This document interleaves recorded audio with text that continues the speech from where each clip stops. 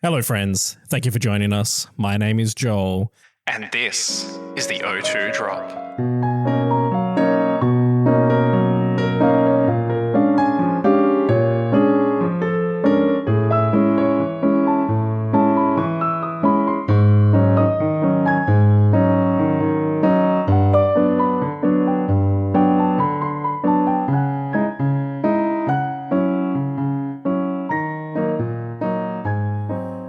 You're listening to your favorite Made for Adults VGC podcast, coming from Perth, the home of the O2 Drop Invitational, but also the home of Ethan. Hello, friends. My name is Ethan, and this is the O2 Drop. The home of Chris.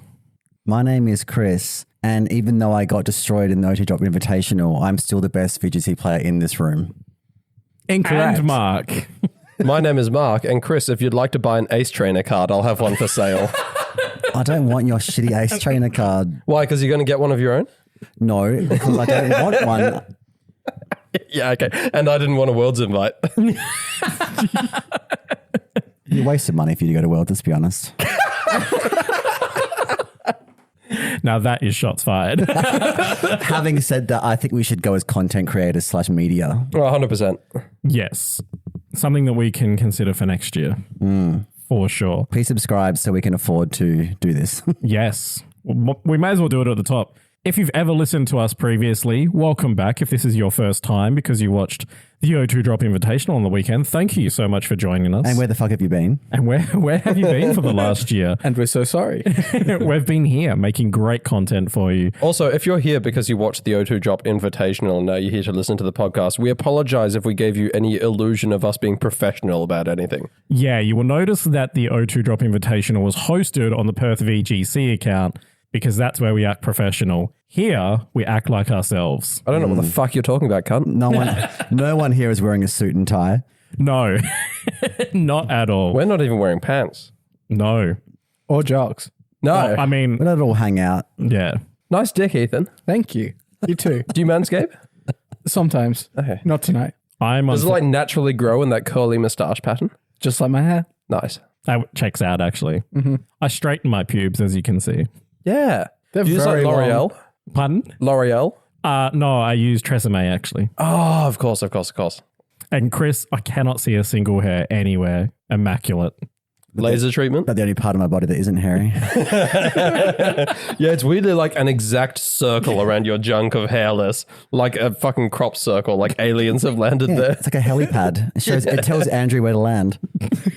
Puts on a shower cap and then goes swimming in Rogaine. Yeah, it's like a landing strip except for someone who's coming directly down onto it. So, as you can hear, the professional veil is completely removed here.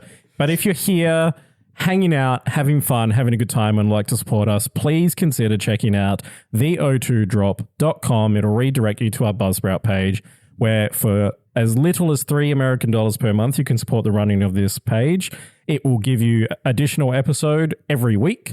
Currently, there is about 70 hours of additional content there already for you to peruse. You will gain access to our Discord server where we host mini VR tournaments. We have Mafia. We have a draft league. Great not safe for work memes. It's a great little community we got there. It's a very good We community. do our own tournaments as well. You said the draft league, but we also have like other like cash prize events as well. Yep. Yeah, oh yeah. That is $3, folks. And with the world economy being the way it is, the conversion rate has never been better. It's probably going to get really good soon. It may have been better in the Great Depression. I would need to double check. So at the top, we did mention we are the home of the O2 Drop Invitational, which we ran for the first time this weekend. Chris alluded to himself being the best VGC player in this room. How did you finish at the O2 Drop Invitational, Chris? I got a top 8 finish. Top 8. There we go. Top 8 finish. How many players, Joel? 8. Because, okay, well, it is an invitation because we had to earn our way to compete in this event. So it was very prestigious. So prestigious that the final of the event was held in my living room. That's how prestigious it was. It was. Shout out to Collector in Morley for hosting us. We rocked up at open on Saturday morning, and they said, "What the fuck are you doing here?" In suits. In suits. After we had thought that we had arranged everything through third parties. Was the third party Alfie? For once, we cannot implicate Alfie. Okay. It was tall Alfie. Tall. Alfie. They were cool about it, though. They were super chill. So thank you so much, Collector, for having us there. Can you imagine if they're just like, no, sorry, we can't do it? Actually, you guys have to fuck Turn off. us away, Just yeah. like, oh shit. Would have had to have done the whole thing from Chris's lounge Well, there room. were customers going in the store and like watching, because we had the Switch 2 set up on TV monitors so people could watch. Yeah. And random people would like, I could hear them talking to the staff being like, oh, so what's going on today? Is there a big event? Because everyone's obviously like, there's recording equipment and people in suits. It looked like a nice professional setup. Mm-hmm. Look, if you didn't know any better. if you Honestly, And even if you did, to be honest. Yeah, mentioning the spectator screens though, we're already doing better than most regional events. Yeah. Perth has been leading the way for years as far as enthusiasm. we just had need to- more spectator screens than Melbourne Regionals did. Yep. You'll be asking us. How many for spectator updates screens soon. did we have? 2. Yeah, and that I believe is 2 more than Melbourne had. Yeah, absolutely. So we're doing crazy good here at the O2 Drop. But we should give a big shout out to the individuals who supported the running of the event. Number 1, Brendan Robeson. Oh, yeah. The guy behind Perth VGC, the dubbed technical engineer for the event, did a great job setting up OBS and working with the overlays that co-host Daniel Baguli did for the event. If you've seen the promo poster that we did for it, fan-fucking amazing. Loved it. Him mogging on everyone. 10-year-old Tim, Worm O'Neill, that he had to do Photoshop arms. That's, calling him that because he had to find a photo of him where he had to Photoshop him from behind a group. So he had no arms and looked like a worm. Yes. This wasn't just Joel taking shots at Ben O'Neill. No, by saying, not taking that shots. fucking worm, Ben O'Neill. Not taking shots at Ben. Not this time. 2018 Perth Regional Champion, but the best photo that was given to us of Ben. 2018 Perth Regional Champion Asterix. Had it not been for Contested by Had it not been for Zapdos Zax. Gate. Oh, yeah. Coulda, shoulda, woulda over here. So yeah, big thanks to Brendan Robeson setting everything up. Big thanks to Daniel for doing graphics as always. He does a great job for us, for all of our weekly shit posts as well. Yeah, I do a couple of those. You do. You can tell the difference. If you've ever looked at the Twitter shit post and you're like, this one looks like it was made in MS Paint. That's not one that Dan made. Let's just say that. Big shout out to Mark for getting behind the commentary desk. Did a great job with Jared Clappin. A great pairing, actually. I would suggest that they are probably the best pairing that we had commentating on the day. Former co-host of the O2 Drops, Sliff, or known as Jason Slifka for the day, which was very hard. I did slip up once and call him Sliff on stream. I remember that. That was good. You're like the first person to comment, like the slip up. I was watching from work. Call that a Freudian slip. Oh, very nice. Thank you. And of course, Just slip. And of course, Warren Cabral also jumping behind the caster desk, and Matt Slocum for helping out with some equipment that we needed to source, including screens and HDMI cables. And Showing such. up, bringing some screens and some cables and sitting in the corner, crossing her fingers that someone got like really bad food poisoning and had to drop out so that he could sub in as our number 1 reserve. He was our number 1 reserve, and I'm very sorry we didn't get you in for any games, Matt, but thank you for hanging out. Thank you for helping out. It's always greatly appreciated. So the O2 Drop Invitational was a double limb competition. You had to lose twice. Chris did it in 2 rounds. I went O2 Drop. Speed running. I lived the dream, the O2 Drop dream. So tied in 7th, Chris and Brendan Robeson, both unfortunately on O2. Tied in 5th place, Daniel Baguli and Ben O'Neill, both 1-2.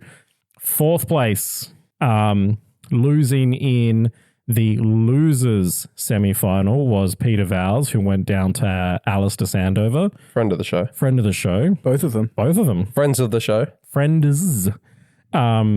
Then Alistair, having won the losers semi-final, unfortunately lost the losers final against Timothy Nurse, and then we went into the showdown. We had to quickly pack up after the losers final because Collector needed us out of there because they all had somewhere to be. Yep. In record time, we packed up the setup that took us an hour and a half to set up, ran over to Chris's, got set up in about 20 minutes, and within, like an hour and a quarter of running away from Collector, we were ready to go for the final. I think, we managed to go from turning the stream off to turning it back on in the space of 90 minutes. Yeah. Which was Huge effort for everyone involved. really good effort, yeah.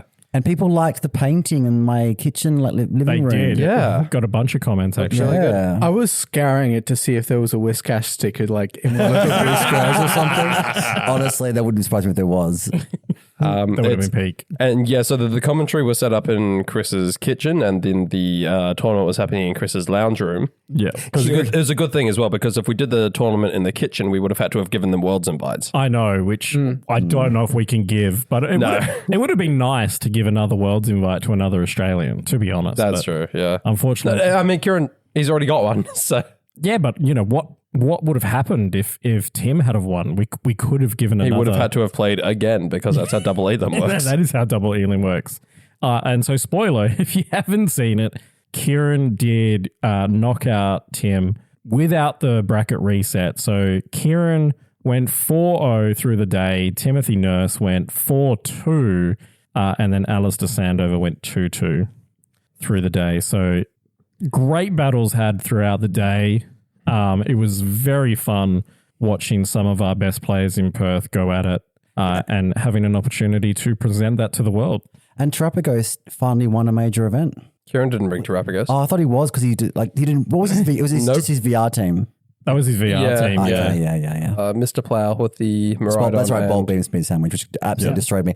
I learned the hard way that my team does not have an Glacial Lance resist. So There's probably something you want a regulation eye at, I reckon. yeah. And then if you just set up Trick Room and click Glacial Lance, As in like a half damage, not a neutral damage. I like Ho-Oh's neutral. Yeah. I run Thunderbirds for the bit because I wanted to have fun with it. Did you have fun? I enjoyed hanging out with my friends. I got to wear a really cute pink cat leopard print outfit. Yeah, shame you didn't make it on stream with the outfit, because that would have been cool to showcase. I did get a little stream interview with. He was streamed in round 3. Yeah, Okay. yeah, Yeah. and I had fun. Like I think the team's good. I just needed to Be better. I brought Galarian Zapdos as well for the. Yeah. People have brought worse things before. I saw your team list and I was like, damn, man, that seems cool. And then not much happened. I just didn't want- Respectfully. Yeah. Look, it practiced well. You got to believe me. It was gotta popping off and believe showdown low ladders. Okay, that's all I'm saying. I don't know if Showdown Low Ladder is where you should have been prepping. It's what I've referred to before as new alt syndrome, where if you make like a new alt to practice a new team, you're going to get like a bias idea. It's like, this team is really, really strong. I haven't lost a match yet. I just went from, 1,000 to 1,200 without dropping a single game. It's like, yeah, but you were playing 1100s the whole time. Like, Yeah. I was undefeated in the 1400s. that's not bad. But Best of 1 or best of 3? best of 1 because I wanted to get those reps in. But I was open team sheet for like half of them because I always accept open team sheets because I'm realistic. Yeah, Sure. I always offer. I have a hard time finding people to accept OTS on the best of 1 ladder. It is. It's not a good hit rate. But look, I had fun. The top 8, the 8 people that participated were all like insanely good players. Let's be honest. yeah. Well, most of them were, yeah. Between 3 of the players, there is 5 regional championships. Yeah. Yeah. And 3 Worlds invitees. Yeah. We will make one amendment for the 2026 season. Instead of creating our own point system, CP earned in Perth events will go towards your invite to the O2 Drop Invitational for 2026. And then it's an asymmetric top 8 for best most CP. Yeah. So if you make 70% of 8th, we'll do asymmetric, but if you're in the bubble, you start with 1 loss, start in the losers bracket. Spicy. I'm ready. I mean, I'd like to know what the next season's going to be. Like, It would be great to have some information about what we're going to do in 2026. July Wouldn't it 22nd, we might find out. We might. Just before we move on to that, let's run through the top 4 teams. because I do have that usage ready to go. Brilliant. So Peter Vowles brought Calyrex Shadow with Miraidon. So Sash, Calyrex, Astral, Psychic, Nasty, and Protect. A Choice Specs, Terra Fairy, Miraidon, Dazzling, Volt Switch, Draco, Electro Drift. What terror is the Cali? Sorry, Terra Dark. Okay. So resist itself and immune to its other attack that's most common on it. Extra immune. Choice Scarf, Chi Yu, Terra Ghost, obviously. Heat Wave, Dark Pulse, Snarl, Overheat. AV, Terra Bug, Iron Hands. Drain, Low Kick, Wild Charge, and Fake Out. A Rocky Helmet, Incineroar, Terra Water, Knockoff, Will-O-Wisp, Parting Shot, and Fake Out. And then a Covert Cloak Whims, Terra Water, Fake Tears, Encore, Moonblast, and Tailwind. This is a very standard team. Not like a team of 6 you see very often, but 6 very standard sets. Yes. Yeah. I think the one that's a bit unusual is the Calyrex Shadow Rider. I called this out on the day, but typically you either see Terra Dark or you see Focus Sash. Yeah, both is not a usual combo, but he was running Nasty Plots, so presumably he just wanted to make sure keep he's it alive there. as best as possible. Yeah. So that he could get that Nasty Plot off and then start sweeping. Very fast team as well. Interesting Yes. to see Chiyu and Incineroar on the same team as well. Like I try to avoid doubling up types at all when I build teams. It's a bit of a weakness of mine. But yeah, just kind of like throwing the same dual typing at the same team is... I don't think that's particularly uncommon. Incineroar's one of the most used Pokemon in the format, Sure. and Chi-Yu is also very common just as a Calyrex Shadow Rider answer. completely different use cases. But Yeah, 100%. And as a Shadow Rider booster. Yeah, that too. Of course, Beans of Ruin, absolutely helping out those restricteds. Like, I want to copy Pete's team and run it on ladder for a little bit because it looks very it has a interesting Chiyu to and a me. Whimsicott. Chi-Yu Whimsicott, yeah. Just the Chi-Yu boosting both of the restricteds with Calyrex Shadow Rider and Miraidon Yes. as those hard-hitting special attackers. Chuck a Chi-Yu there to boost their damage by whatever percentage it is, I'm not sure. Just don't rely on Chi to hit any attacks. No, absolutely never. Because Beans is 70% of your defense, right? I thought it dropped it by 25%, but I'm not sure. I can check. It's hang on. So we're talking about so you drop your it's 25% drop of your base stat. Yes. Yeah, which would increase attack by 33%. I think so, yeah. So yeah, it's effectively a aura boost, or a little bit better than aura boost, I believe. Pretty much, yeah. Is good. Ruins are good. Alistair Sandover, third place finisher. He ran Nightlight, Lunala, Electric Seed, Terra Fairy, Moongeist, Moonblast, Wideguard, Trick Room, Choice Specs, Terra Fairy, Electro Drift, Draco Meteor, Dazzling, Volt, Switch, Miraidon. Scarf, did you say? Choice. Yeah. Specs, sorry. Specs, okay. Sorry. They're all choice.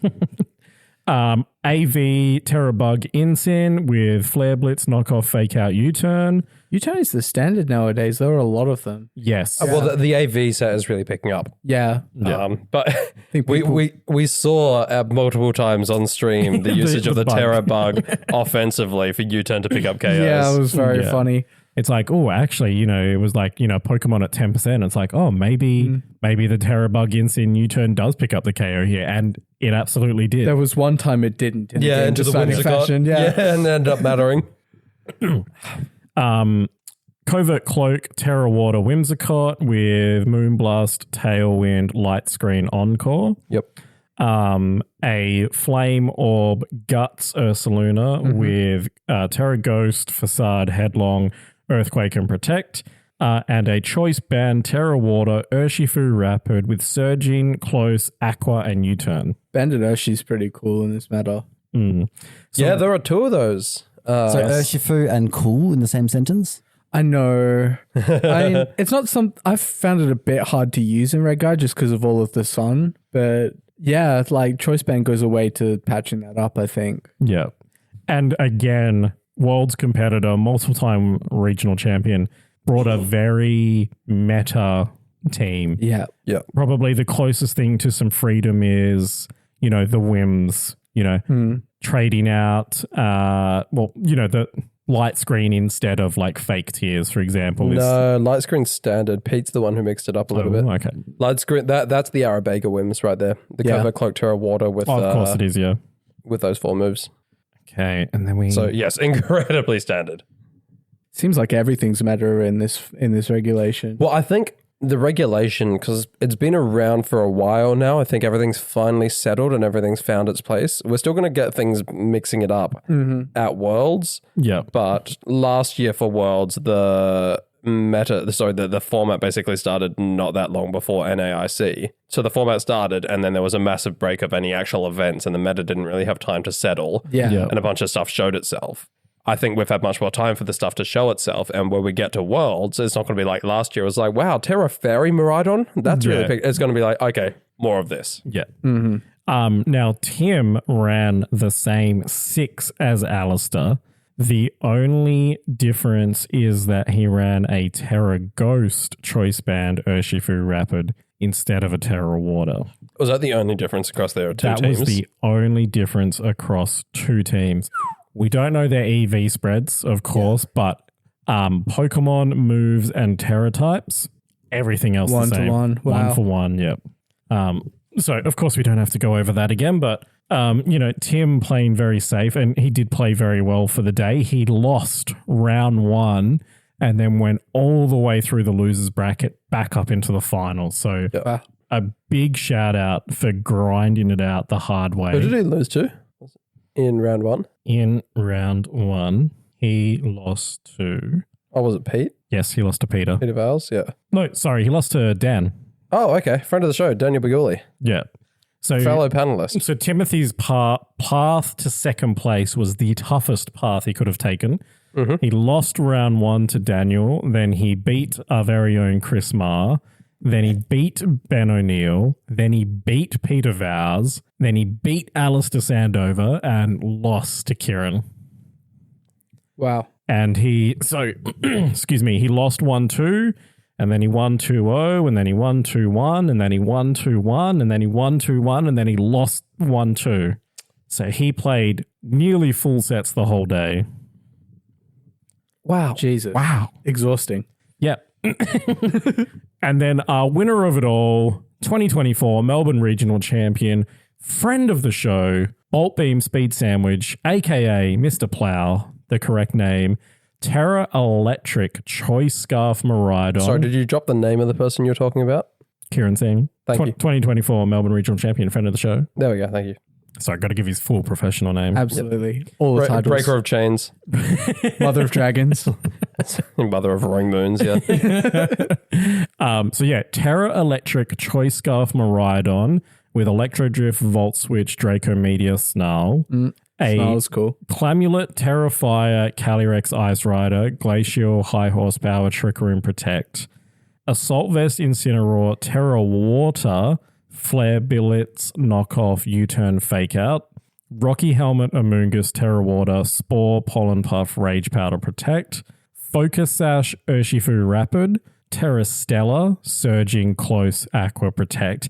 And then, honestly, the Pokemon that was his MVP of the day, Terra Grass, Electric Seed, Volcarona. This was a Fiery cool Dance, shout. Quiver Dance, Giga Drain, Protect. This was heat. What a cool set. This Pokemon was an absolute unit the whole day. Man, basically never missed a Fiery Dance boost as well. Never missed a Fiery Dance.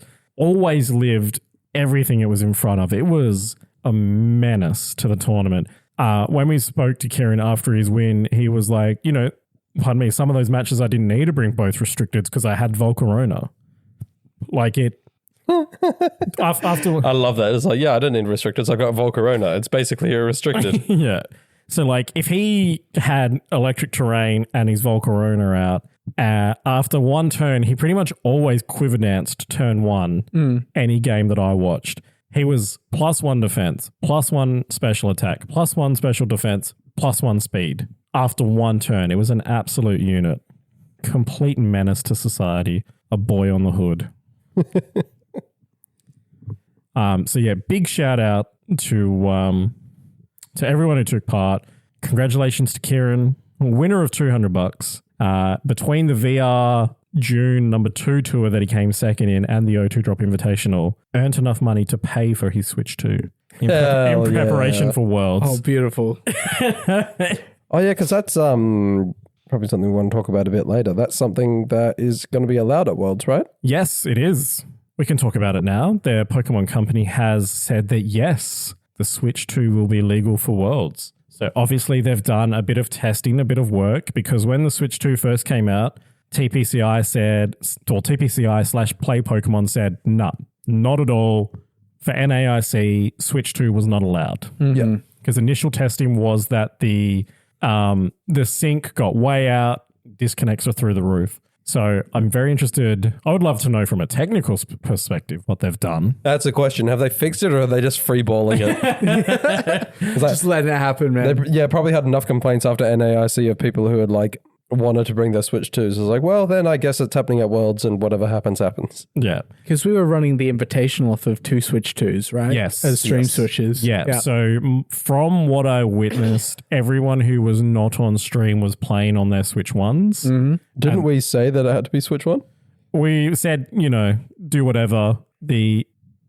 I don't know if we had any, but we said if you disconnected off stream that you could just treat it as a reset and go from scratch and play out the matches properly. Like, Did we have any issues? None on stream at all. Yeah, no,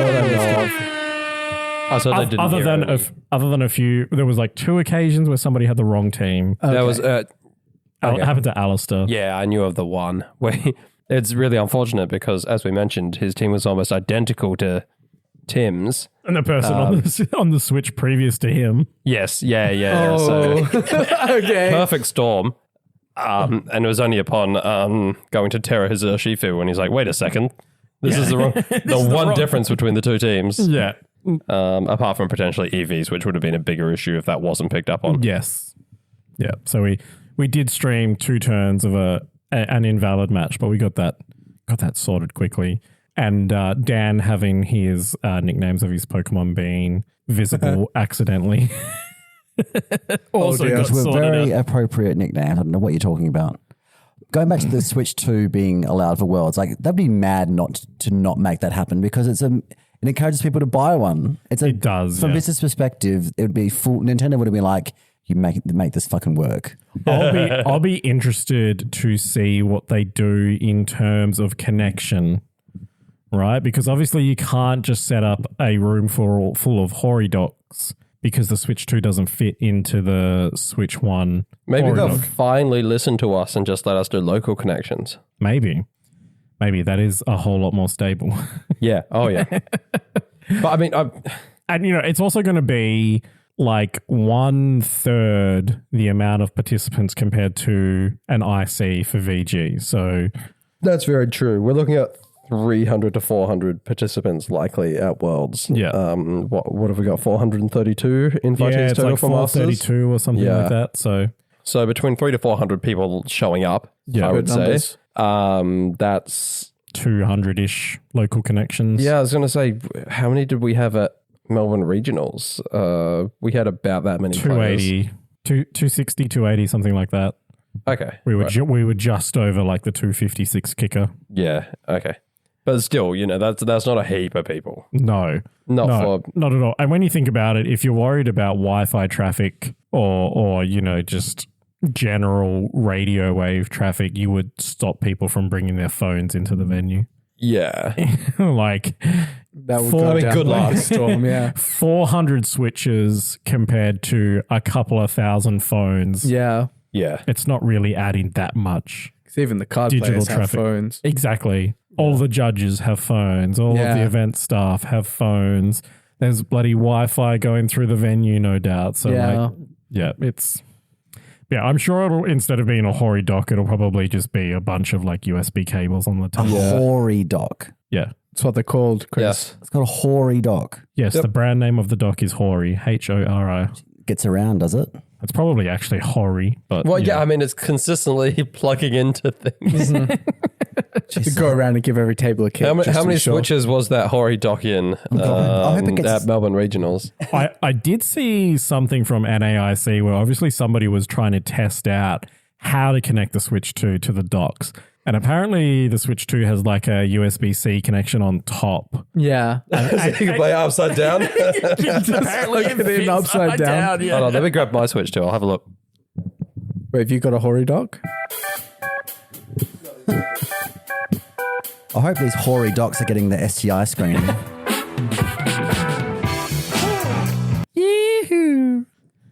Okay. Yeah, I think it's right next to the vents, right? Yeah, so I mean, it's got a USB-C on the bottom, Yeah. but presumably, that's not fitting for whatever reason. It's too thick. The device is too thick to fit in. Surely that But- would happen if you turned it upside down as well. But I think that one on the top is closer to the back than the one on the bottom. Yeah, I can see it's a little raised. yeah, so it is. So it's like a bit further back than the bottom dock, which means Yeah. that like the Hori can fit in there, which would be really funny if a bunch of people like if they say the way that we're going to do Worlds is you have to connect the dock to the top of your Switch 2. Hilarious. Malamar Gaming right there. Yes. The world champion playing the match like upside down. They're suspended upside down from their chairs like Penn and Teller and that SNL thing. So yes, very cool. Very cool. That, you know, they're going to do that. But as Chris says, it makes perfect business sense to actually be like, oh yeah, Switch 2 is legal. And just hope that everyone rocks up with a Switch 2. And hope that everything works. I mean, everything will work. It would be shocking if it did not. So over the weekend, there was another VR tour. This one, the finals were between Mikhail Kelsch and apologies if I get this wrong, Narowich Naina. Show me that. Probably. I think it's a Thai player. Narowich Naina. And I believe a friend of the show, Kiran Singh, because I'm pretty sure Narowich made a post being like, hey, thanks to my friend. Yeah, here we go. So I won at VGC Victory Road July Challenge. This is my first big tournament win, so I'm so happy. Also, shout out to Mevlad for the team and everyone who support me. It mean a lot. That was funny. Fuck yeah, math lad. Kieran said that he was like practicing this team he'd built on an alt or something. Yes. And it was a And it just ripped Terrapagos. it. Yeah. Oh, really? Yeah. So What's the build? the build is, this is, oh, hang on. You know what? There is a paste that I can grab off here. Okay. So the build is public information and we know the link. So shouting it out doesn't give information away that's not already publicly available. Sure. So it's a Power Herb Terrapagos, Starstorm, Meteor Beam, Earth Power Protect, Choice Scarf Miraidon, so the same build that Kieran took to the local, same AV Incineroar that he took to the Invitational, Focus Sash, Stellar, Urshifu Rapid, which I think he also brought to the Invitational, the same Volcarona that he brought to the Invitational, and the same Amoonguss. So just swapping out Ice Rider for Terrapagos. Interesting. Okay. I wonder why. I mean, obviously it worked, but I wonder why. Yeah. I mean, how if it's I don't have the answer, but if it's like a version of like Glass Terrapagos with Power Herb, it's probably not. It's probably a bit bulkier. What's the set? Power Beam? So Power Beam, Star, Storm, Earth and Power. Earth Power. Okay. So it's pretty good coverage. And of course, Terrapagos has, you know, an element of being able to do weather and terrain control for one turn. Yeah. Try to set terrain or weather and Terrapagos just goes, nope, none of that. Yeah, actually, we don't need that. Good synergy with the Amoonguss, actually. It keeps you from tripping up on your own terrain. Yes. Yeah. Yeah. Chris has What been was that, listening. Chris? Valuable input. Big input from Chris. So yeah, shout out to Kieran for being part of the build that Narrowich took to the finals. Obviously, it was a slightly more participants in this one because there was $970 for the winner. And of course, prolific VGC gamer Mikhail Kelsch coming in second for that Victory Road tour.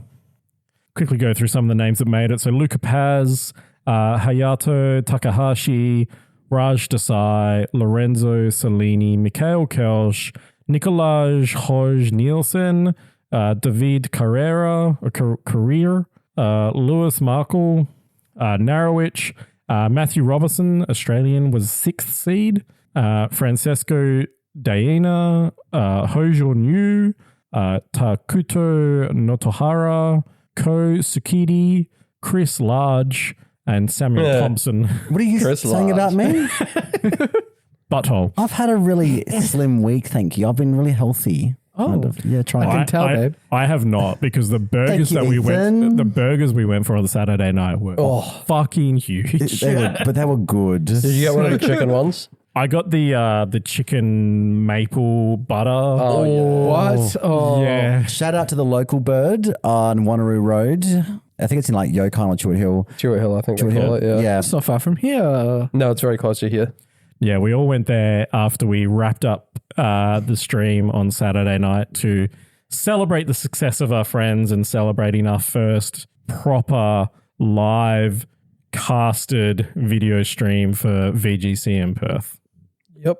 It was good. I actually enjoy hanging out with the community when we're not playing Pokemon because you learn so much more about people. Like the fact that Kieran, who's like, 17 years old. No. Kieran Singh, friend of the show, Melbourne Regional Champion.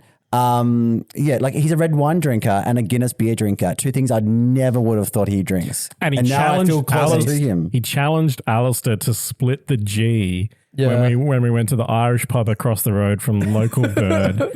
And Kieran nearly did it himself. It was He very overshot close. it. He split it with the top of the head. Yeah, he did. He split it with the top of the head. So, no, yeah, Mevlad is a mad lad. And he's great to hang out with for sure. Hell yeah. Now, Chris, you have some Twitter dramarage for us. Well, I mean, we did start a new segment last week. Tweet of the week. Tweet of the week. We need a special sound effect for that. We can't just keep relying on the air horn. We need some more. We'll workshop it. Okay, so apparently it's a gay segment. Okay, cool. I would like to. I've got a few things to talk about, but I guess we'll start with Tweet of the Week because it's obviously a big deal. It is. It is. To win Tweet of the Week, huge. Tweet of the Week was someone had screenshot this publication. The publication is called Fast Company. I think it's some Come. Gen Z propaganda. I Fast don't know. come. But Hazel, I know that guy. Hazel Appleyard screenshotted It's this. me. Hazel Appleyard screenshotted this article and tweeted it, and it got quite a bit of discourse. So the article says, while retirement typically occurs after completing a career and saving and investing for it, a new trend is emerging among Gen Z career professionals called micro-retirement. Oh, for God's sake. Micro-retirements involve taking 1 to 2 week break from work every 12 to 18 months. Taking I guess annual leave. Gen Z- America learns about the annual leave.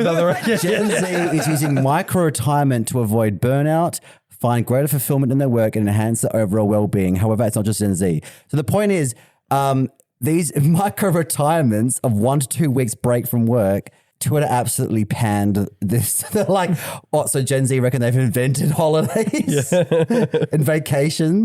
I'm confused if this is Gen Z thinking that they've invented holidays or Americans finding out that the rest of the world gives you annual leave to take. Yeah.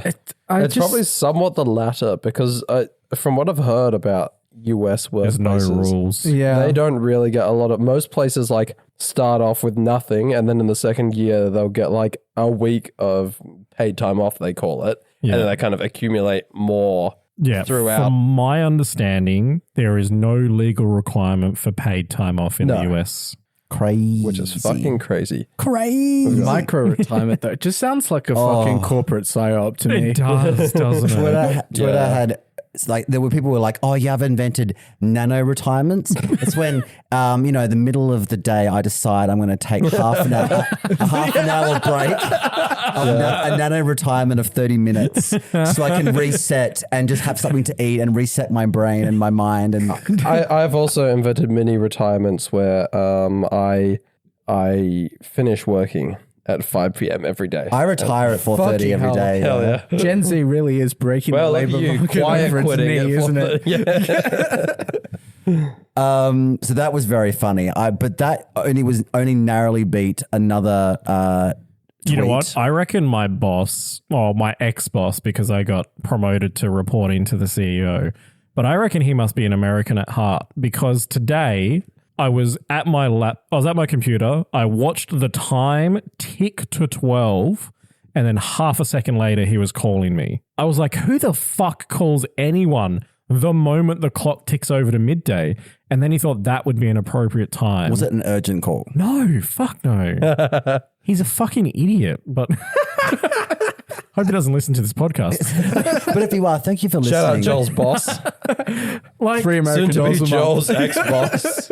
like he calls me to speak about things that we're going to speak about in an hour. Okay. So It's can like, you time brother, to- we have a meeting about this. You have in a an pre-meeting hour, for the meeting. and I'm not going to speak about it twice. So we either speak about it now or we speak about it at Surely the he required could just time. send you like a Teams message or something. Like, why does it have to be a He is call? like technology illiterate. Wait, not even like a text message. This is a man that has 4,000 unread emails. He uses unread as his red flag for task priority. It drives me mental. How does he become a boss of a company? I mean, to be fair, He's not the boss of a company. This is the sales manager. Okay. I now report to the CEO. wow. Congratulations. Well Thank done. You know what? You've earned a micro retirement. Thank you. You know what? I might close my eyes today, and then when I reopen them, I should be ready for my next day of work. I've actually taken 2 Groundbreaking. weeks of micro retirement around World's time Have you? for when we're heading down south. Yeah, I've got 2 weeks of retirement, baby. Are you going down south with your mouth? What? That's a South Australian tourism campaign. Okay. Yeah. We are going down south and our mouths will be involved. Yeah, my mouth is coming with me. Will they? But also, that cannot be a genuine. It is. What? Go down south with your mouth. Yeah. Give someone fellatio. I think it's with all the That's food. 100% what it food said. and wine. No. It's a Barossa thing. If you said it's go down this- south, that sounds like going down on someone. Someone tell me I'm wrong. The point Yeah. of it. the point. Because Giving they them a Barossa. because they saw them. They're like the CU in the NT. Which wasn't real. It was a good tourism campaign, even if it wasn't real. Wasn't it actually real? No, it was a Vigilante It's a tourism. meme that like got made up by Oh, it's someone. a great tour. Oh, they should have stolen that one. Yeah. It's like we had bloody where the bloody hell are you as an actual Australian campaign. That was an Australian tourism campaign, An yeah. embarrassing one. Lara Bingle. Surely there's got to be. So where the bloody hell are you? Surely there's got to be like a map of Tassie joke and like campaign somewhere. Was Tasmania's tourism campaign was something really kind of like low self-esteem. It's something like Tasmania, give it a go, or it was something like that, Yeah. right? Like, Please, we're desperate. I would love to go to Tasmania to go to that museum that has the machine that makes poo. oh, I forget what it's fuck, called. I've also forgotten what it's called. do you need that in your life? Do you? Yes, because it's a machine that digests food. It makes And turns it into poo. Yeah. turns food into like human feces. You have produced a machine that makes poo. It's called your son. You I did, have. you did make one of those. And I don't have to wipe his ass anymore. It's so great. I'm really happy for you, Joel. I'm happy for me. So they're automating poo production. Yeah. And you can buy the machine made poo. But why? Can you compost it or something? I don't know. It's just because people are weird. I'm sorry. Correct. Go make your own poo. You don't need to buy machine, inorganic poo. It is organic poo though. It's a machine that has all the bits that a person does. It They've uses all the mechanized a person. chemicals that a stomach and like. Okay, so another good post, we talked about this earlier in the night actually, was Michael Michael Kelsch, MDB, posted to be honest, it was kind of unhinged, but you have to expect that from him at this point. I was knowing that he has been suffering with like a little bit of insomnia. He doesn't sleep. He just I'm pretty sure there were You don't top all of the fucking random battle ladders by sleeping. No. there was images of him either at EUIC or NAIC being pushed around in a wheelchair yeah. because he's like struggling physically that And much. he had another health scare recently as well in the last event he went to. It wasn't as wheelchair bound, but he said he had like another. He's very thin as well. Yeah. Like Could do with some chockies. maybe just I don't know. Someone do like bake him a casserole and drop it off at his house or something. I don't know.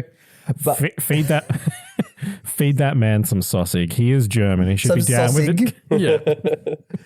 Yes. Some bratwurst. Yes. Thank you. I couldn't think of the bloody. And also he needs a Thank pair of you, Luke. tweezers. We've already established that because that monobrow in this video today was unhinged. It was. It was angry. It was an angry monobrow. Like I was scared for my welfare. So he posted a video. It was sped up in like double time probably because it was like a minute 40 video. But he has managed. It's taken him 8 months to do this. Wait. Frida Kahlo show. There we go. Like Frida Kahlo. Sorry, that could have been better. I was thinking about that for a while. Wow. Thanks, Mark. You're welcome. That was on over my head, unfortunately. You should have thought about it a little Let me find longer. a picture of Frida Kahlo real quick. Okay. It took him 8 months to do this. He has topped the ladder on Pokemon Showdown in all 26 Ranbat formats. So singles, Scarlet Violet singles, doubles, the Blitz, like all the other Previous generations. Yeah, all the other generations and like formats. Every format you can possibly do on Ranbat, he is the top of the ladder. Yeah. Concurrently right now. Yeah. As of when he made the video, Which was today. he went through every single every single ladder to show that his name was at the top concurrently. You're really proud of that, aren't you, Mark? He showed me a photo. It actually kind of, the monobrow is very similar. He looks like Frida Kahlo. But like no lipstick on. No, yeah, exactly. Yeah. He could look like Frida Kahlo without that much adjustment. Less facial hair. What Kelch does. Yeah, look.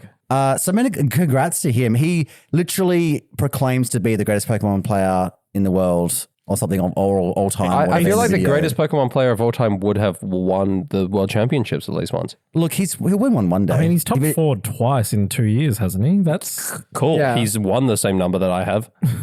if he doesn't die from like if he doesn't die from malnutrition or something first, then yes, he will win a world one day.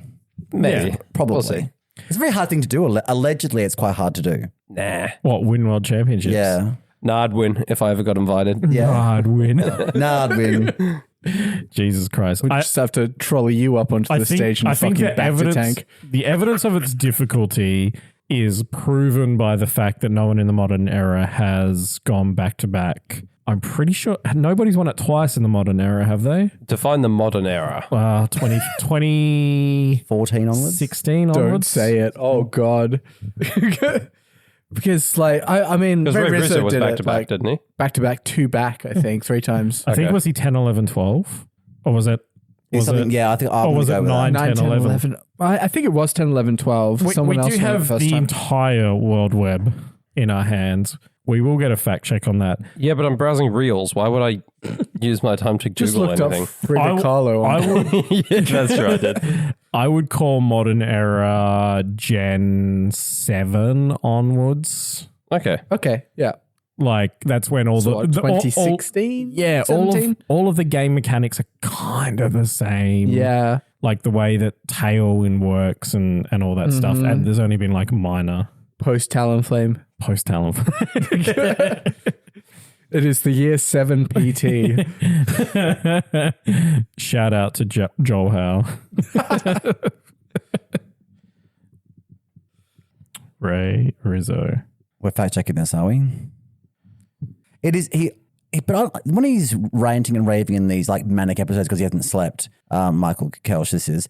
I wonder, like, is he being legit? Does 10, he 11, actually, 12, I had it right the first time. Yeah, you're right. Right on. Does he actually Who won think in- he's the greatest player in the world? Who won 2009?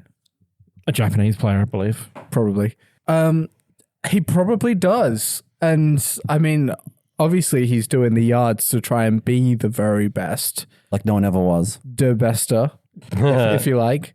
But yeah, I mean, I think that world champion is a lofty goal, even if you are the best in the world by any other metric. Well, I'm sure we've discussed this many times before, but it takes more than just skill to win the whole thing. Like, Yeah. you have to be You'd have a miracle some amount a of good lucky day. Yeah. to make it all the way in any tournament from a cup through to the World Championships. like matchups, damage rolls, RNG like crits and misses and sleep turns.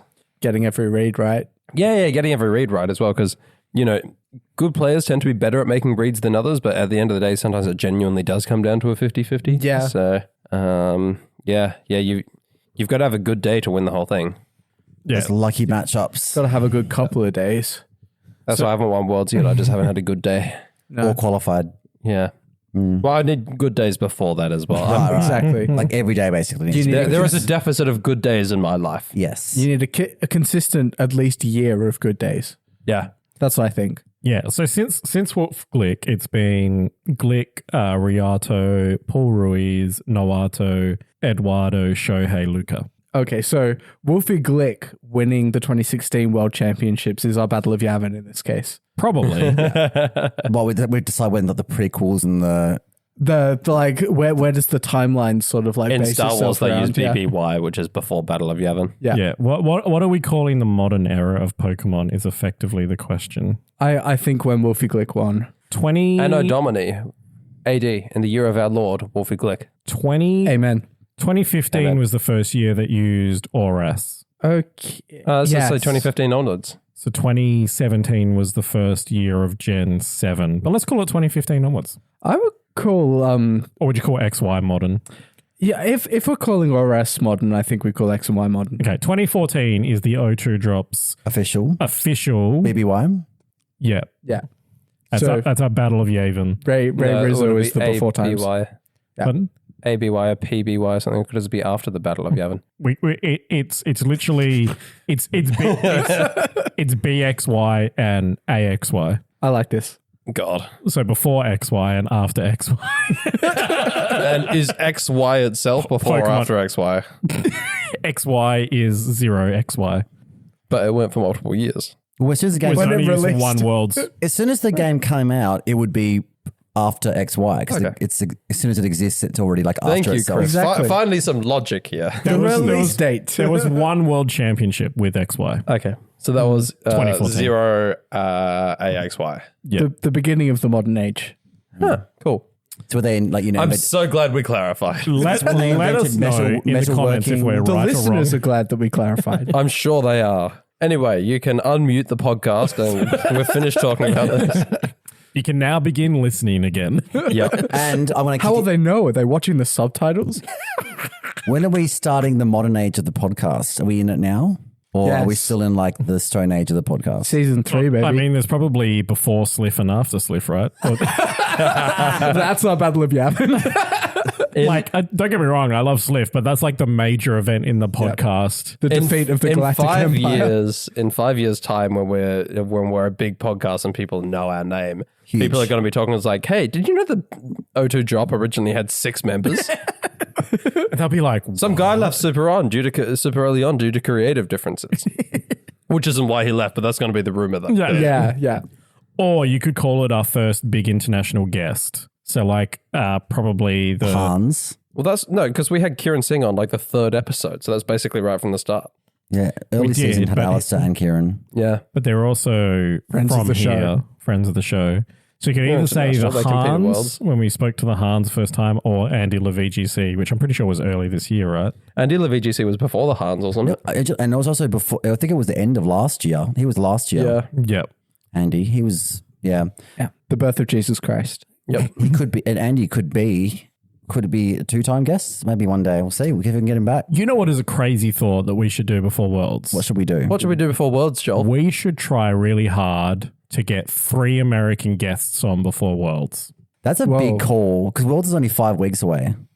I reckon that's what we should try and do. It would be crazy if you did manage to pull that off. Yeah, imagine us pulling that off With such short notice as such well. short notice. Yeah. Yeah. What do you reckon, Chris? Do you reckon? I think if anyone can do it, it's this podcast, the world's best Pokemon podcast. We'll just have to see. Yeah. Yeah, and hopefully we don't get flaked on like we didn't do by Patrick Connors ever.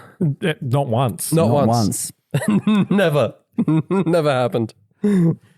We should reach out to him though. He is an IC champion. It would be great to have one of those on the potty again. Another one. He is an international champion. So Jody won one and Agati won one. Justin Tang won one. Did he? Or was that just a regional? No, he hasn't won Justin Tang hasn't won a Internet. Came in second at EUIC, didn't he? And Agadi's only come finalist twice. I think. I don't think he's won one.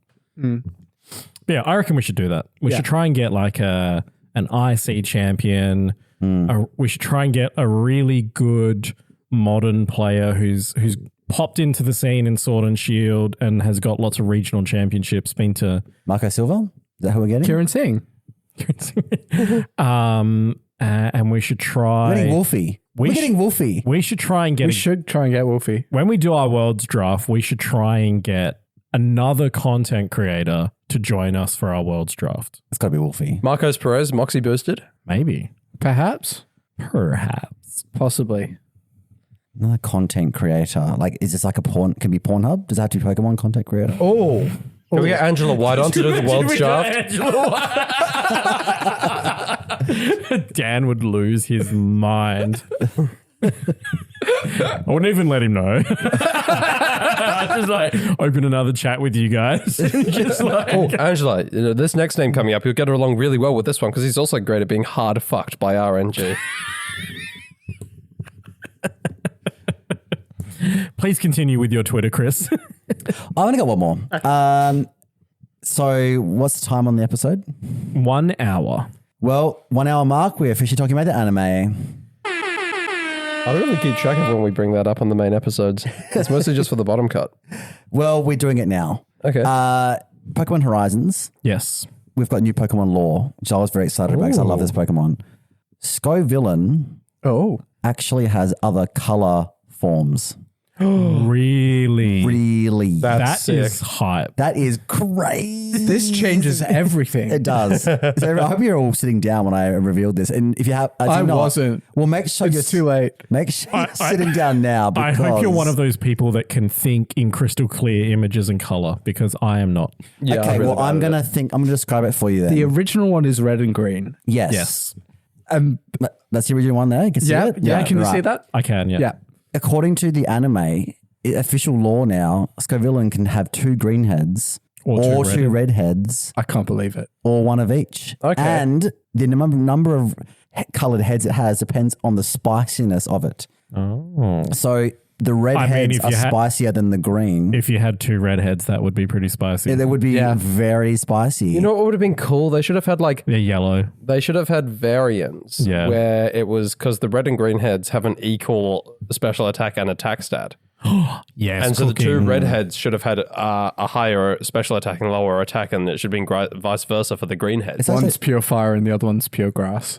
Nah, keep a fire grass. Okay. But just have But give stat I don't hate it, differences, yeah, like yeah. the Pumpkaboo stat differences and the Gorgas. Yes, yeah, exactly. Well, according to the official Pokedex entries, the red heads are the only ones that can use fire attacks, whereas the green heads use the grass attacks. Oh. So Ethan, you were maybe, right. yeah. Ethan is cooking.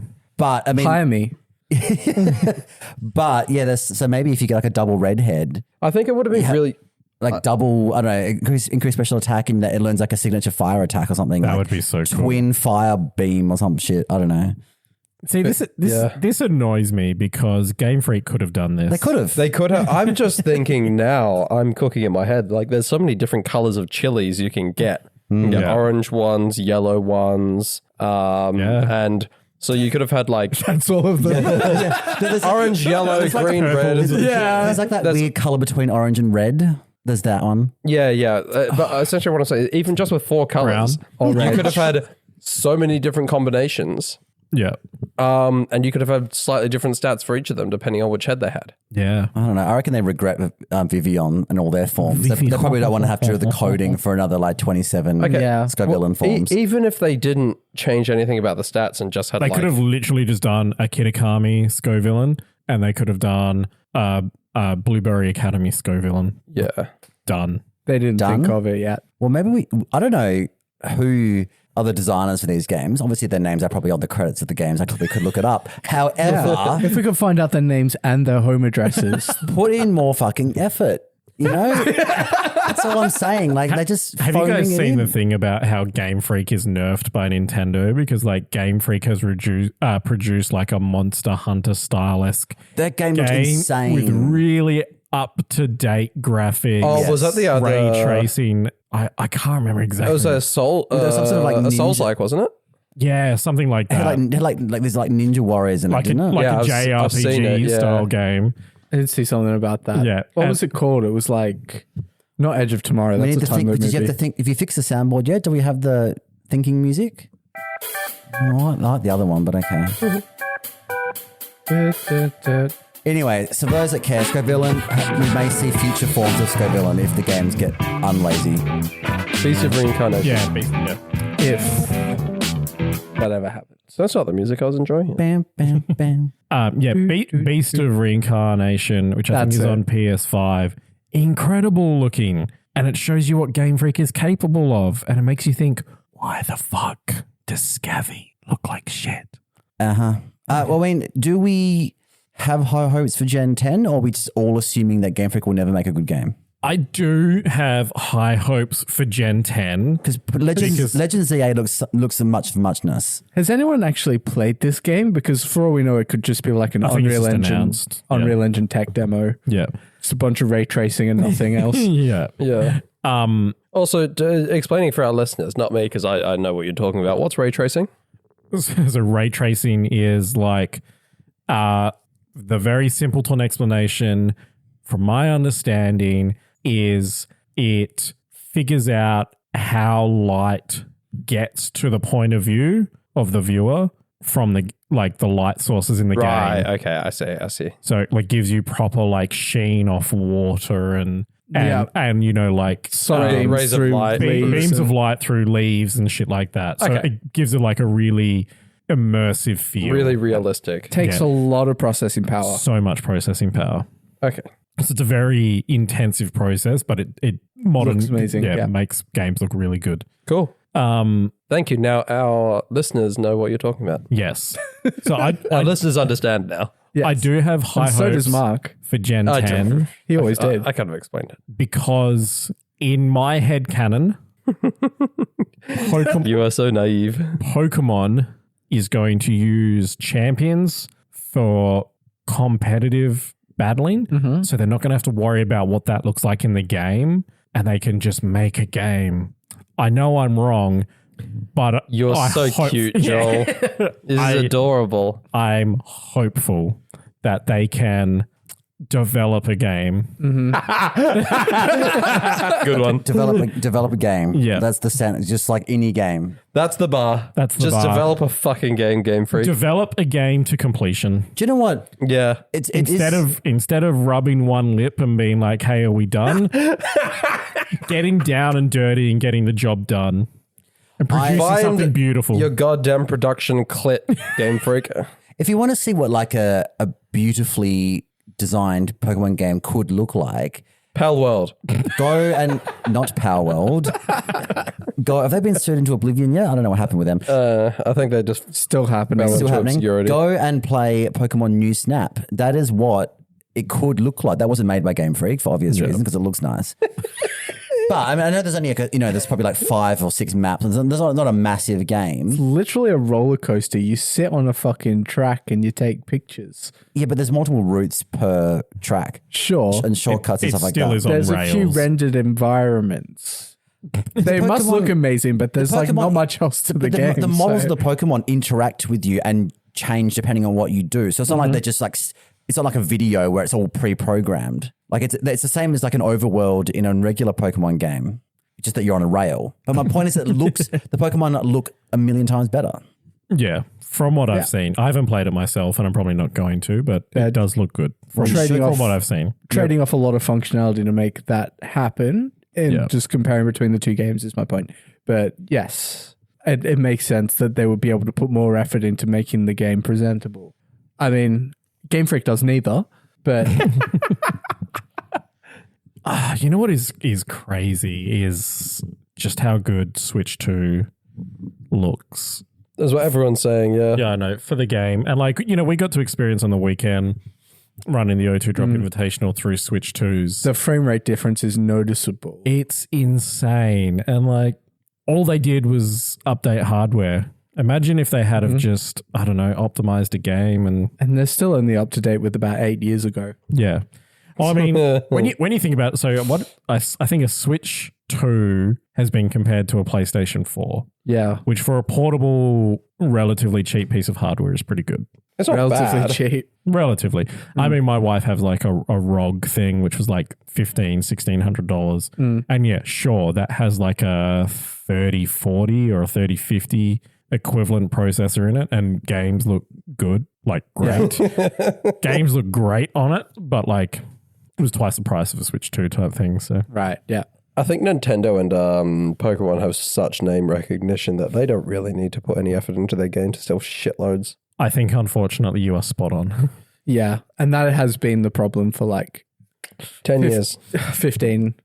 Plus, if they don't make money on that, they have, they get money from the Pokemon card trading card game, Yes, the rights to that. So imagine how much money they're making there. Wild. indeed. But no, any other Twitterage from you, Chris? That is it for the Twitterage. The Twitterage. Look, I would The Xage? I would love to see a retcon on Scovillain in the game's next generation. Retcon lots of things. Hydrapple's ability. Yeah. Yes. Yes. Hydropple stats, make it good. Stat changes are a bit of a stretch, but I we'll mean, see. sweet syrup. What is ability? Super Sticky? sweet syrup. Super sweet syrup. If that didn't have the Zacian once per game treatment, Yeah. Hydrapple's probably like an okay trick room mon What's it? in like a regional dex. Probably not in like Yeah, what like an F. They or would- G what benefit equivalent. is it giving to reducing evasiveness? Higher accuracy? On what? Lots of Less things. accurate moves. It's partner Pokemon. I don't know. Yeah, but like in Trick Room, like specifically, what would be a good Trick Room Why does it sweeper? have to if be it- Trick Room? That's what Joel suggested. I mean, if you're switching it in and activating on the turn, it doesn't have to be Trick Room. But I mean, I don't know, man. I'm stuff and things, Mark. I've got to be a bit of a contrarian. I don't think it'd be good even if it was every time. Oh, So that'll- sure. It wouldn't be good, but it would be better. Technically. Yeah. That is correct, yeah. That's just like next to like a scarf Groudon or something. Yes. Man, they Or probably look at that. Kyogre And, or- imagine being a legendary with a spread move that had 100% accuracy and 120 100% base damage. power. Yeah, 120 base power. that'd be No, that that'd be wouldn't- crazy if they did that in the They would modern era. never. oh, yeah. Also remove Calyrex from the game. Yeah, we don't need that No, next but year. I like my zoom and boom horse. You'll find other things to zoom and boom with. Yeah, they gave me Miraidon. I'd still be happy. Run Chi-Yu with your Hydrapple. There you go. True. Cooking. Hydropple is cracked. Snarls that don't miss, baby. Oh, my God. Give me. Is there anything worse in life than a 95% accurate move missing? A 95% accurate move, double missing. Yeah, I know. Yeah. Do you think just that? hurts. Do you think they need to be 95? Do you think if they went to 100, it would break the game? Absolutely not. Have I ever told that story of how you like fucking stole that game Yes. from me on the I believe so. yeah. The Annihilate dodging the icy wind yeah, Oh, so that yeah. I didn't get Defiant and didn't get the rage and fist Mr. boost. KO. Yeah. Fucking hell. Do they need to be 95? Yeah. No, God no. I think they could be 100 and you could take 5 or 10 base power out of them. And Don't you dare take my base power away. I like my Snarl locos. They are still performing a very important job for like your team of either reducing speed, reducing special attack, whatever. Like it doesn't need to be 95. That's, Yeah. in an era where we have 130 base power, 100% accurate spread moves on restricted Pokemon, a 60 base power spread move to drop special attack doesn't need to be 95% in my opinion. Have you seen was it stupid Pokemon patch notes? Always, I love that Twitter. They did one where it's just like icy wind is now 100% accurate and now has a 95% chance to slow. Yes, you'd probably take that, right? It's still better, yeah. Yeah. It's very funny. I would take that flip. Because it breaks Yeah. the sashes Yeah, Break Yeah. sash, yeah. and sturdies. Still probably Oko's Orlando. And you can still lose games off of it. yeah, The balance is restored. yeah. I would take that flip on every spread and -1 move. 100%. Make them accurate and just change the chance percentage. It'd be slightly annoying in CTS because you'd be like, now the question is it Covert Cloak or did I get very unlucky? It would, yes. having 100% reliable spread stat dropping feels wrong to me in a way that I can't quite articulate. I think what I'm trying to say is that Intimidate is broken. Run okie dokie. Yes. Would you say Volcarona's Fiery Dance, right? It's 80 base power, 100% accurate, 50% chance of special attack boost. Single I target. think that's okay. Single target. Would you rather have a 90% accurate Fiery Dance, but it's a 100% chance of boosting special No. attack? Yes. Yes? Yep. Nah. We do Yeah, that's- Even though you complain about Chi-Yu missing Not- this. not at 80 That's kind of base power. insane. That's pretty strong at 80 base power. Yeah. So you think it'll be weaker with the 90% accuracy, or do you think it'll be stronger? So with 90% accuracy and also 100% 100% boost. chance to I boost. think it'd be stronger. But I think, Okay, yeah, that's what I was saying. Yeah. I think I'd rather get some damage on the board and 50% chance I of a think it boost. depends on your set, really. If you're running like a really bulky Volcarona, a Bulkarona, if you will. Thank you. Jesus. No. Oh, it's so not worth it. Then sometimes I think you do just want those hits and the boost as a bonus. But if you're running a more offensive set, but it also depends on how long you can keep it alive for. Yeah. I mean, Torch Song exists now, right? yeah. Yeah. Yeah. Isn't that also just, That's just 100 accuracy. it's 80, 100, but 100% chance to boost? Guarantee boost. Yeah. Man, the starters in Gen 9 got some really good signature moves. They did. Yeah. The What does start- Aqua Step do again? speed. Yeah, it's speed by guaranteed one? speed. Yeah. It's speed Torch Song. Yeah. And then, of course, the cat. Guaranteed with- crit. Guaranteed crit. So it's basically, was it 105 base power effectively? Yeah. Yeah, which is cracked. Well, yeah, 105 base power, 100 accuracy is nothing really to write home about, but the fact that you could ruin Dondozo with it, I think, is what made it so good. Yeah. Yeah. God, I miss Regulation A And / also- Series 1. It couldn't miss, which was a nice bonus. Yeah. It's a shame it's in the same generation as Terra. And Yeah. it is the best Pokemon of Generation 9. We just fucked up. Yeah, we should have voted that through. What, Dondozo? No, Meowscarada. Yes, Yeah. Carla. God, I wouldn't have voted for it. Yeah. Coward. I say, we finished that last week, right? Or week before? Last week. Last week. So after a year of in our bottom cut debating the best Pokemon of Generation 9, we decided, we went through a series of random pairings, single elimination, who is the best Pokemon in Generation 9, and Ogerpon Hearthflame ended up winning. I was going to say, do we Did want to it? spoil it? But I guess we do. Yeah. Ethan, if you could retcon who's winning best Pokemon of Generation 9. I mean, it is a subjective thing, and I think we chose the Also- most Just to clarify, because democratic and fair way of doing it. we really didn't. There were better ways to do it. Yeah. But also just to clarify, because Joel, you keep fucking saying, it's not the, you make it sound like it's the best Pokemon that came out in Gen 9, the best Gen 9 Pokemon. It's not. Yeah. It's the best Pokemon that's available within the Generation 9 games. Sorry. That the best also Pokemon wasn't a within mythical. Gen 9. Yeah. Yeah, The- Ferrothorn would have won. The best Pokemon in Regulation I is basically what it was. Yeah. And best based on like vibes, not based off which one was best competitively. Yeah. So, Ogerpon Hearthflame has the best vibes. Yep. No. With what we were left with, yes. Yeah. What came second place again? Wow. Umbreon. No, damn Yeah. well. And If Yeah, I look. if I had to do one on retcon one and do like one on like vibes, design, success, just aura, and like I would probably put Chen Pao as the best Pokemon in Gen 9. So I like the design, and I think it's very splashable, and it has been quite prolific in this generation of game. I think Chempao probably would have got my vote as well because I love the design. I feel like enough people are just so mad about sort of ruin extreme speed being an absolute pain in the dick that Also, I miss Weavile. Yeah. that's fair. So do I 90% of the time with Heatwave. Thank you. There's probably a lot of personal bias here because it is my favorite Pokemon, but I feel like Hydreigon should have been in with a very real shot. I'd agree with that. Had it not been the weirdest group of 3 people when it got pulled out of the jar. Yeah. Alistair Sandover, for some reason, prefers slacking over it. Really? Yeah. I missed that episode. That was the S team, and it was the best episode we've ever done. And then Daniel Biguli voted slacking Clearly over it not. because he was mad at me. Yeah. And then he also eliminated my iron bundle. Slacking fucking skewed the entire competition. It did. I'm still mad about So that. I feel like if we ever did this again, we shouldn't have introduced the fucking veto. No, because Dan will just keep winning.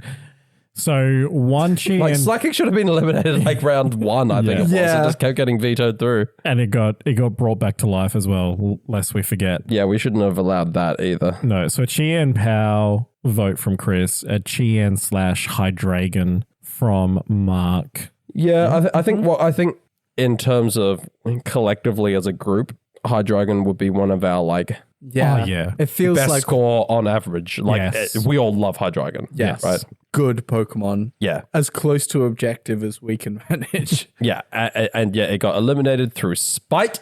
Yeah. And that's why I think an unseeded single elimination of all the Pokemon whittling down to 1, unsurprisingly, didn't really come up with the best possible outcome. No, it did not. Ethan, your retcon? Hydreigon does feel good.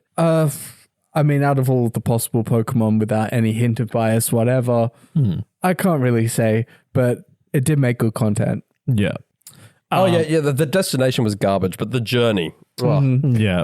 Even the destination was funny. Yeah, look. Seeing as Mark got a slash, can I have a slash too? Sure. Not like a urination, like an actual. Oh, okay. Yeah. Well, And now I'm I got- disappointed. oh no! Do you want to pee on you? Maybe after we've done the podcast.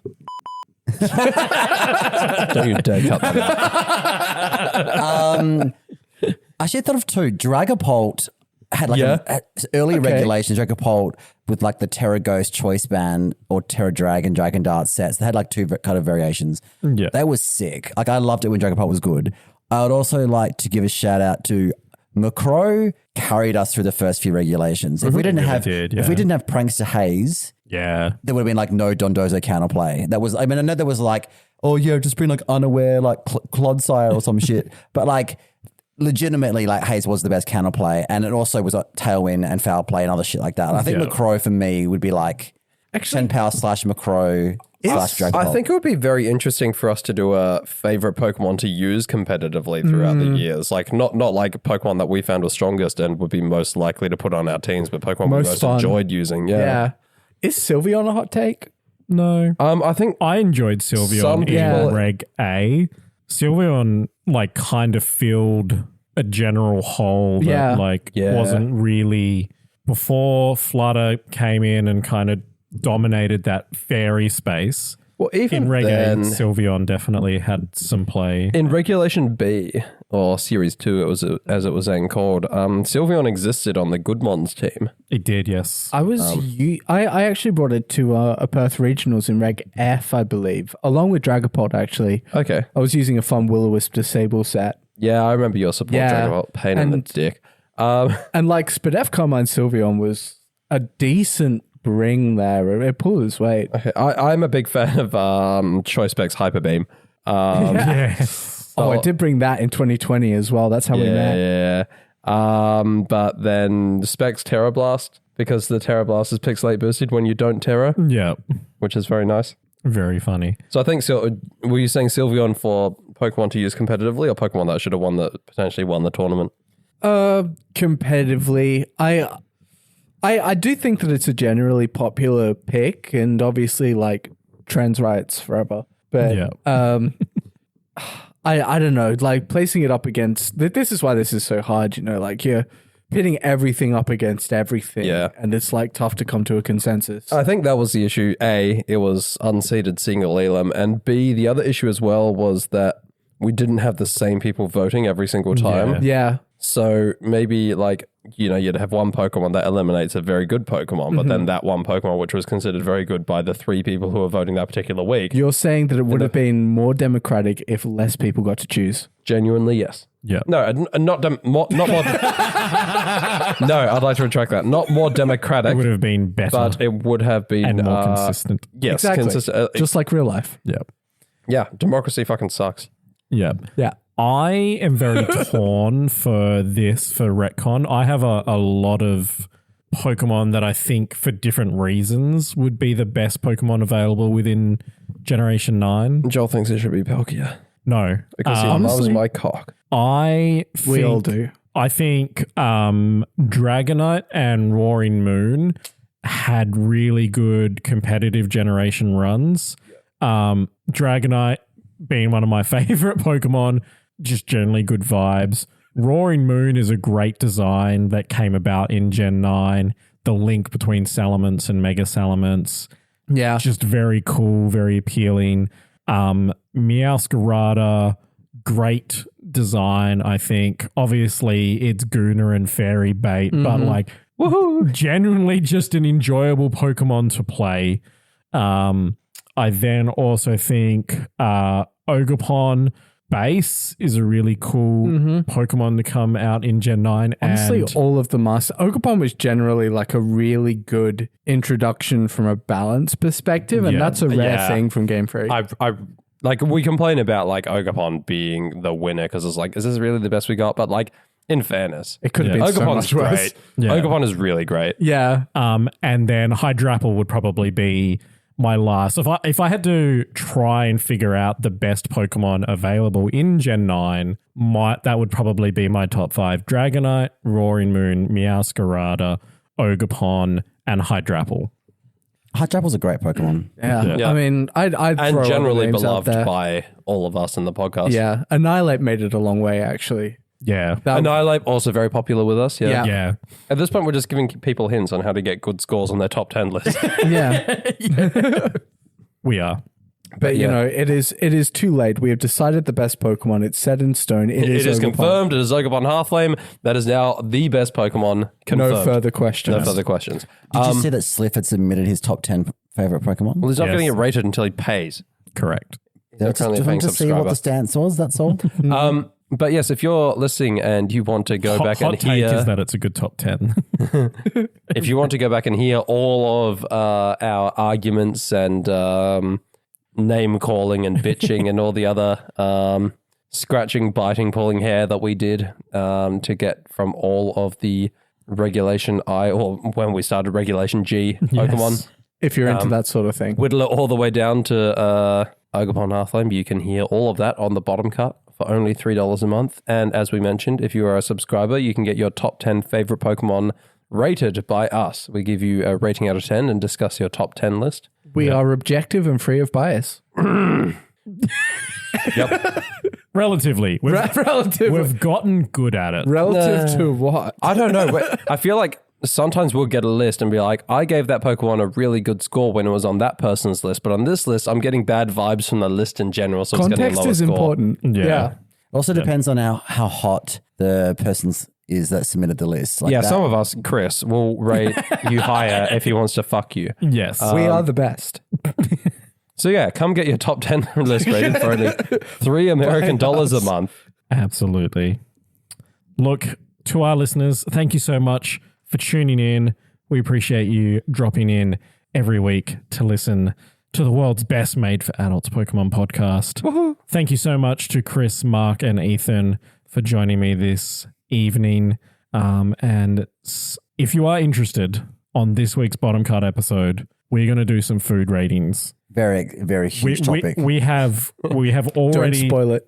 We have already demonstrated our ability to rate things fairly and equally. Yep, yeah, and objectively. And we are going to do it this week on the Bottom Cut on a favorite Australian snack.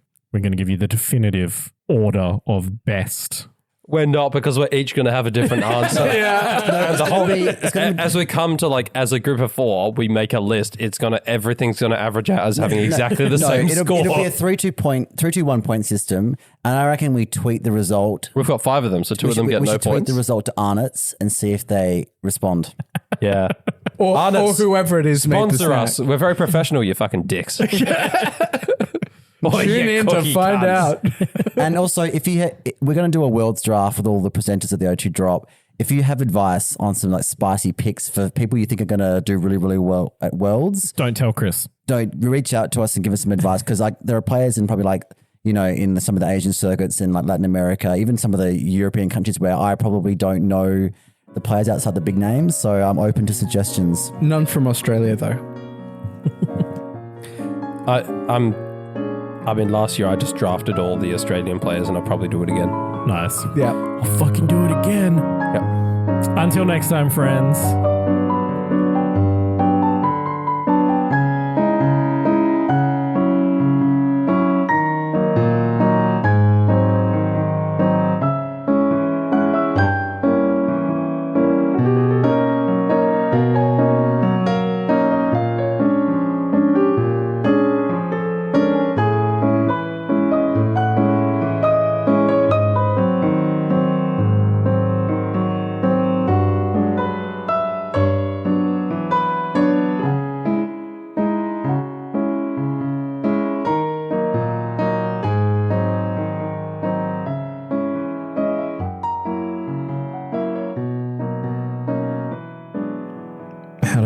Where is these videos? I just want to see if he put anything up.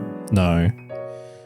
So it was probably like a, watch my stream to see the ranking.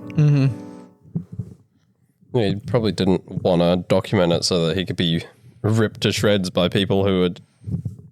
I admire the confidence of somebody who's like. Where do you need me to sit for the selfie, Chris? Lean forward. Fucking toothpick out.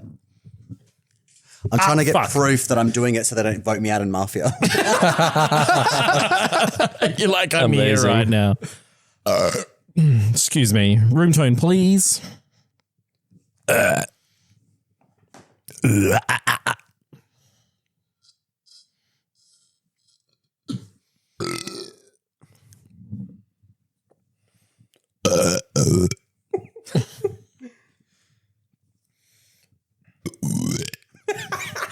That's actually really unattractive. I hate how you are doing this and you're the only one married out of the four of us. That really upsets me.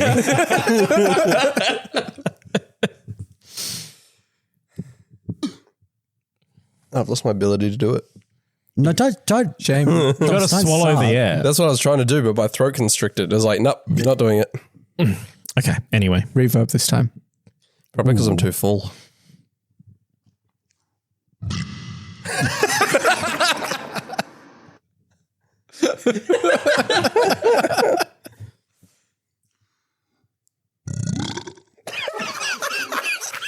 No, that was really gross. Okay, now both. Could we put a trigger warning on this, please?